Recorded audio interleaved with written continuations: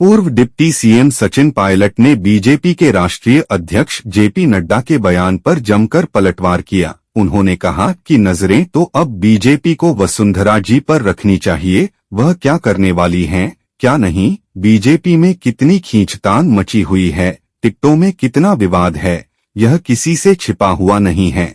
Pilot ने यह पलटवार पत्रकारों के एक सवाल पर किया। इस दौरान पत्रकारों ने पायलट से पूछा कि नड्डा ने जयपुर में बयान दिया कि गहलोत के 5 साल केवल पायलट पर नजर रखने में बीत गए। इस पर पायलट ने तंज कसते हुए यह हमला किया। पायलट ने टोंक में अपने दौरे के दूसरे दिन भी शुक्रवार को केंद्र की भाजपा सरकार को जमकर आड़े हाथ लिया। सचिन पायलट टोंक में बीजेपी पार्टी पर जमकर हमलावर हुए। भारतीय जनता पार्टी के राष्ट्रीय अध्यक्ष जेपी नड्डा ने हाल ही में एक बयान दिया था कि सीएम गहलोत के 5 साल तो केवल सचिन पायलट पर नजर रखने में ही चले गए। पायलट ने नड्डा के इस बयान पर वसुंधरा राजे का नाम लेकर पलटवार किया। पायलट ने कहा कि अब बीजेपी को वसुंधरा जी पर नजर रखनी चाहिए कि वह क्या करने वाली हैं और क्या नहीं।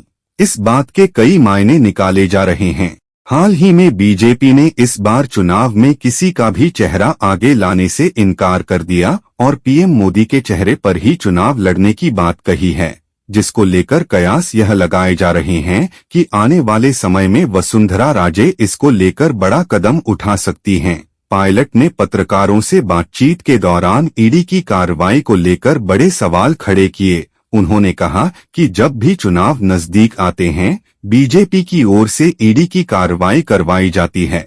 इसको जनता देख रही है। उन्होंने कहा कि आप पिछले 5 से 7 साल के आंकड़े निकाले तो सामने आएगा कि 95% ईडी की कार्रवाई बीजेपी ने अपने विरोधियों को दबाने के लिए की है। बीजेपी ने ईडी को इन्वेस्टिगेशन एजेंसी की जगह विरोधियों को दबाने का एक जरिया बना लिया है। चुनाव से पहले इनकम टैक्स, सीबीआई और ईडी की कार्रवाई बड़े सवाल खड़ी कर रही है। लोग इस बात को देख रहे हैं कि आखिर सरकार की क्या मंशा है। पायलट ने बीजेपी की ओर से लगाए गए आरोपों पर कहा कि भाजपा हमेशा विवादित मुद्दों को जरिया बनाकर लोगों को भटकाने का काम करती है। देश की जनता ने 2 बार 2014 और 2019 में बीजेपी को पूर्ण बहुमत देकर सरकार में भेजा, लेकिन बीजेपी जनता के किसी भी मुद्दे पर बात करने के लिए तैयार नहीं होती है।